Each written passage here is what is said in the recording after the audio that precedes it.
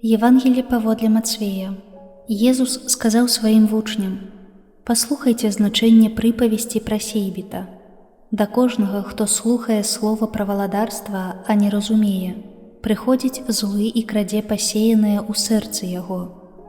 Вось каго азначае пасеянае пры дарозе. А пасеянае на камяністых месцах гэта той, хто чуе слова і адразу прымае яго з радасцю, але не мае ў сабе кораня і не сталы. Калі за слова настане ўціск ці пераслед, ён адразу спакушаецца.